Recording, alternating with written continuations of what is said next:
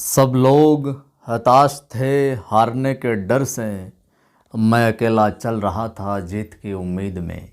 जीतने वालों को मेरा सलाम और जीतेगा वही जो विश्वास करेगा। कवि कुल की सीरीज़ के अंदर आज हम बात करेंगे मलिक मोहम्मद जायसी की। आज के अपने कवि हैं, रचनाकार हैं मलिक मोहम्मद जायसी साहब। आज पहले से पीपीटी तैयार नहीं है, इसलिए सोचा कि साथ साथ में आपको लिखवा दूं। मलिक मोहम्मद जायसी महोदय, इनके कंप्लीट जीवन परिचय को देखेंगे हम।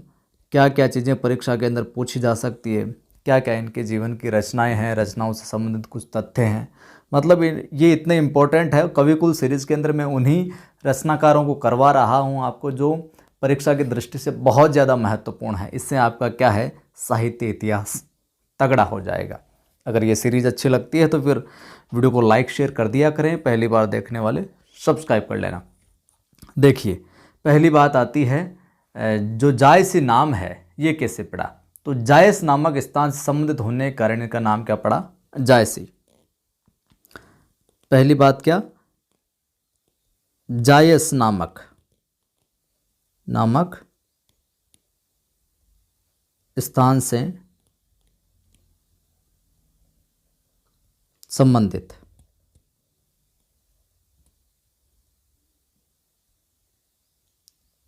होने की वजह से नाम क्या पड़ा, जायसी पड़ा। ठीक है। बात जन्म की बात आती है तो जन्म के विषय में ध्यान में रखना चाहती हूँ। लगभग जन्म की तिथि के विषय में भी मतभेद है, लेकिन लगभग इनका जन्म जो है 1492 ईस्वी माना जाता है।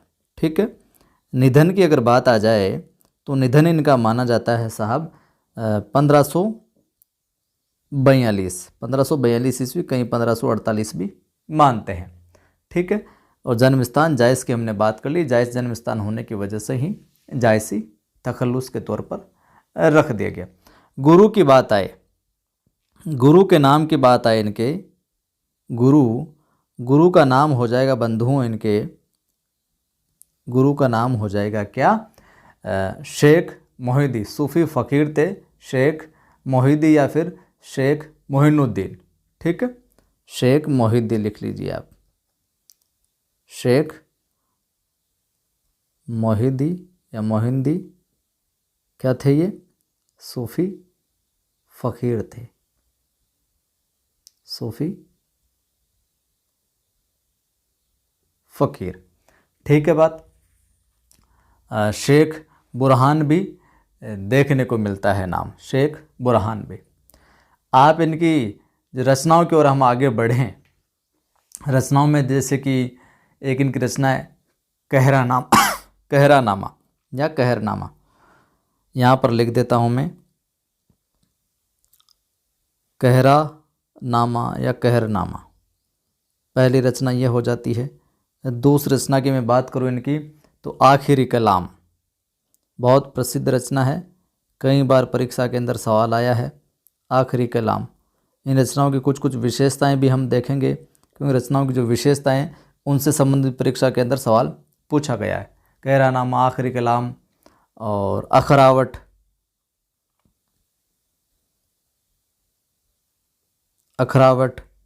और मैं बात करूँ तो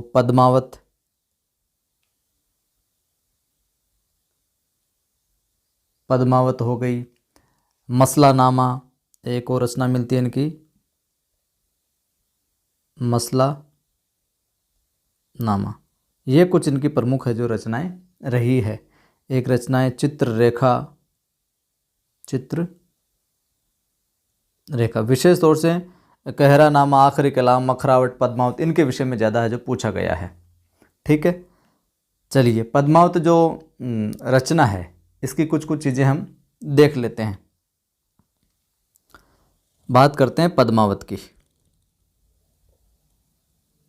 क्योंकि जायसी की हम बात करें तो जायसी की रचनाओं का जिक्र थोड़ा ढंग से कर लें, क्योंकि पद्मावत से जुड़ा हुआ सवाल है जो कई बार आता है।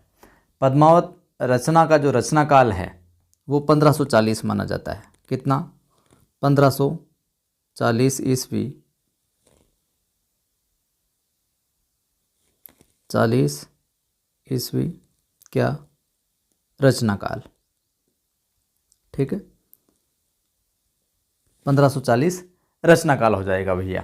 ठीक है, जो रामचंद्र शुक्ल है, रामचंद्र शुक्ल ने हिंदी साहित्य का प्रथम बड़ा महाकाव्य माना है इसको।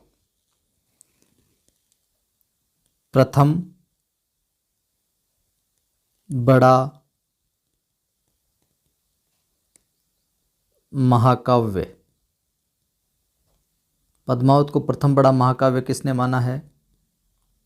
रामचंद्र शुक्ल ने। रामचंद्र शुक्ल जी ने प्रथम बड़ा महाकाव्य है जिसको माना है। इसका जो विभाजन है, इसका विभाजन पद्मावत का, इसका विभाजन कितने खंडों में? 57 खंडों में देखने को हमें मिलता है। कितने खंडों में? 57 खंडों में। एक तरीके से महाकाव्य श्रेणी की ही रचना है। ठीक है बात। सूफी परंपरा से जुड़े रहे हैं। सूफी काव्य धारा के प्रमुख कवि हैं जायसी। ये बात नोट कर लेना, जायसी सूफी काव्य धारा के प्रमुख कवि हैं। ठीक है, और जो ये पद्मावत है इसमें क्या लिख लो, ये भी चित्तौड़ के राजा रतन सेन,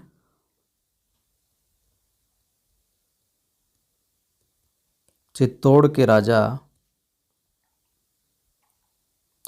राजा रत्न सेन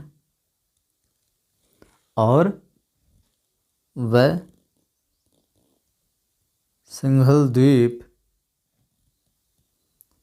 यानी कि श्रीलंका, सिंघल द्वीप की जो राजकुमारी, सिंघल द्वीप की राजकुमारी कौन? पद्मावती। पद्मावती के प्रेम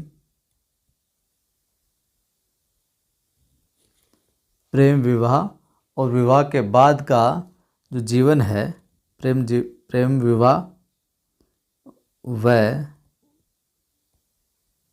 विवाह के बाद के जीवन का क्या मिलता है? चित्रण देखने को मिलता है। ये चित्रण है जो किया गया है इसमें। ठीक है बात। ये हो गई पद्मावत की बात। इसके दो भाग हैं कथा, इस पद्मावत के दो भागों में। जैसे कि पहले भाग में तो रत्न सेन और पद्मावती का जो विवाह उसकी कथा है, और जो उत्तरार्ध का भाग है उसमें विवाह के बाद की जीवन कथा है जो देखने को हमें मिलती है। ठीक है, बात करें जो डॉक्टर हरदेव बहारी है, हरदेव बहारी ने जो उनके द्वारा रचित है प्राकृत साहित्य का इतिहास, उस ग्रंथ के अकॉर्डिंग इस रचना का जो मूल स्रोत है प्राकृत में रचित है कि रत्नशेखर कथा है, उसको माना है मूल स्रोत। ठीक है बात। अब हम थोड़ी सी बात कर लेते हैं इसके प्रतीकों की। पद्मावत के जो पात्र का नाम है और जो प्रतीक है, ये परीक्षा में जो पूछा जाता है, चाहे नेट की परीक्षा हो, चाहे कॉलेज लेक्चर वाली हो, चाहे सेट हो, और स्कूल व्याख्याता में भी ये पूछा गया और सेकंड ग्रेड में भी एक दो बार पूछा गया है। तो पद्मावत की प्रतीक योजना, पद्मावत रचना की प्रतीक योजना करके आप लिख लीजिए। प्रतीक योजना इस प्रकार से आप लिखिए, और अपन एक टेबल बनाते हैं। यहाँ पर पात्र का नाम आ जाएगा, पात्र का नाम, और यहाँ पर लिख देंगे हम क्या? प्रतीक। ठीक है बात। देखिए, जो बात करें सिंघल द्वीप ले लेते हैं पहला ही। सिंघल द्वीप, ये किसका प्रतीक है? सिंघल द्वीप जो है हृदय का प्रतीक माना है। यहाँ पर हृदय का प्रतीक माना है। राजा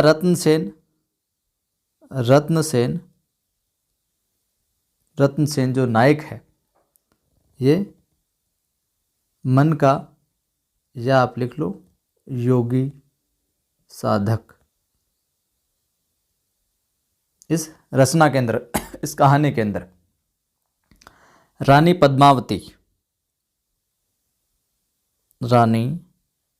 पद्मावती की हम बात करें कि ये किसका प्रतीक है, तो रानी पद्मावती जो है, जो नायिका है, ये अपने सात्विक बुद्धि का, किसका,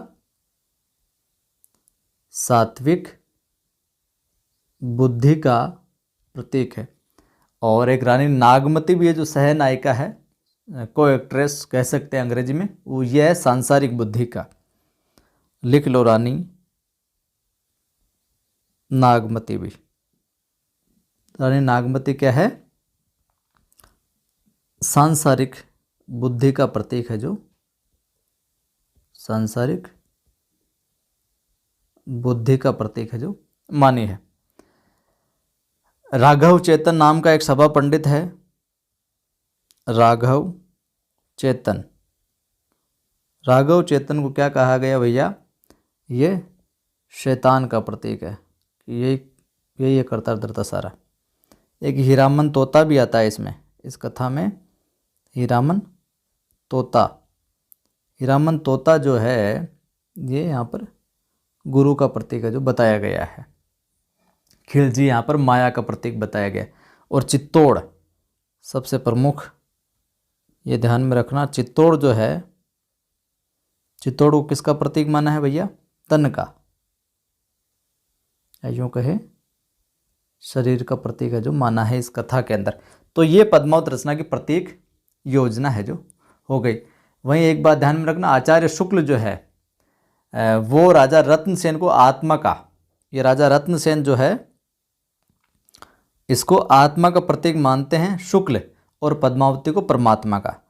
रत्नसेन को आत्मा का प्रतीक, कोष्टक में लिख दूं मैं, आत्मा कौन मानते हैं, शुक्ल। कौन मानते हैं, शुक्ल। और जो पद्मावती है, इसको क्या, परमात्मा का प्रतीक मानते। कौन मानते, शुक्ल मानते। ये थोड़ा सा आप ध्यान में रख लीजिएगा। इसमें आरंभ में तो मसनवी शैली की रूढ़ि के अनुसार ही शेरशाह की है जो प्रशंसा की हुई है। आगे देखें हम कि शेरशाह की प्रशंसा इसमें देखने को मिली है, तो वो क्यों मिली है, तो हम कह सकते हैं कि ये जो रचना है शेरशाह सूरी के शासनकाल में रची गई थी। 1540 इसका समय बताते हैं, और 1544 के अंदर एक युद्ध है जो लड़ा गया था शेरशाह सूरी वाला। कौन सा लड़ा गया था, प्रमुख युद्ध आपके दिमाग में आ रहा है तो कमेंट करके आप ज़रूर बताइएगा, ठीक है बात। और इसके अंदर ये 12 मासा वर्णन भी देखने को मिलता है पद्मावत के अंदर, ठीक है। ये तो हो गई पद्मावत की बात, क्योंकि पद्मावत एक विशेष ग्रंथ है जायसी का, और इसके विषय में सवाल है जो कई बार पूछा जाता है।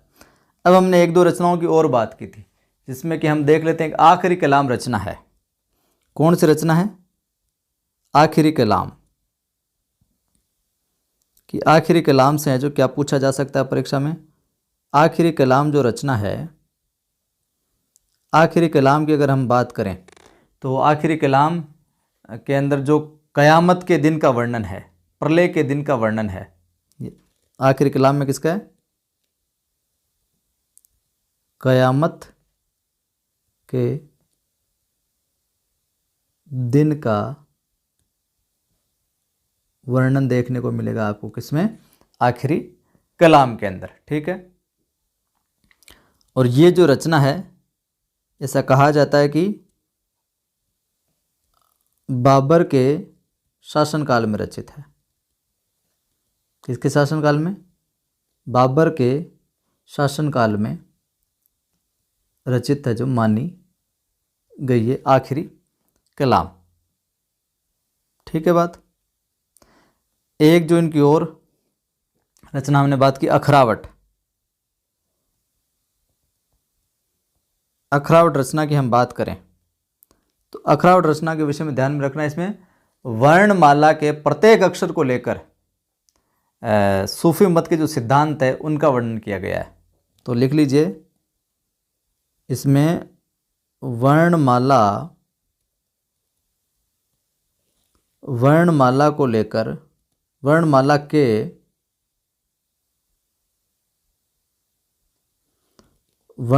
के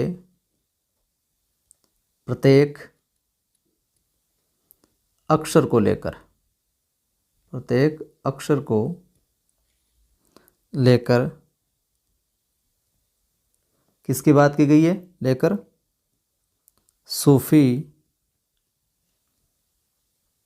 मत के सिद्धांतों की चर्चा की गई है। सिद्धांतों की चर्चा की गई है किसमें? अखरावट के अंदर। ठीक है, आगे अगर हम बात करें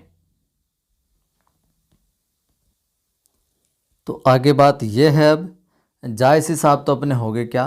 कंप्लीट। अपनी एप्लीकेशन है, प्ले स्टोर पर जाओगे तो मिल जाएगी और डिस्क्रिप्शन में लिंक मिल जाएगा। अपनी ऐप का नाम है क्या? नवसृजन क्लासेज। नवसृजन क्लासेज के ऊपर फर्स्ट ग्रेड का सुपर 100 बैच चल रहा है। First grade